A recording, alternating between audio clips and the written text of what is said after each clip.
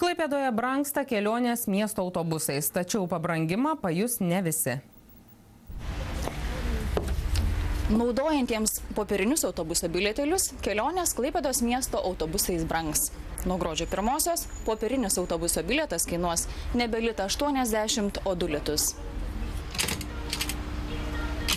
Vienkartinio bilieto kaina elektroninio bilieto išlieka tokia pati ir tie keleiviai, kurie nori taupyti, jie gali važinėti viešuoju transportu iš esmės be kažkokių didesnių nuostolių.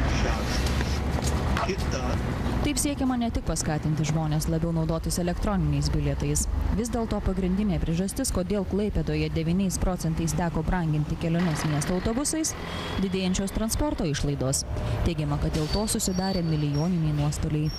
Per metus dyzelinio kaina vidutiniškai padėjo 30%, atitinkamai kilo ir kitos dedamosios padangos, atsarginės detalės, kurios yra gaminamos iš naftos produktų, na ir neišvengiamai dėja reikėjo šiais metais kilstelėti kainą truputėlį. Popieriniais bilietais naudojasi 35 procentai Klaipėdos keleivių, daugiausia pensininkai. Pailysti, mano supratimu. Taip viskas brangsta. Dar ir bilietėlius pabranginu. Ačiū Dievui, pensininkės. Už pusę kainos tik važiuoju.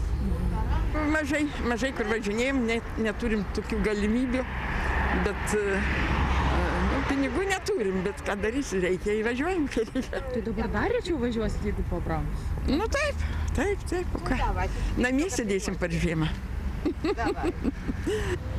Mėnesinio vardinio bilieto ir mėnesinio darbo dienų vardinio bilieto papildymas spaudos kioske brangs 7 litais.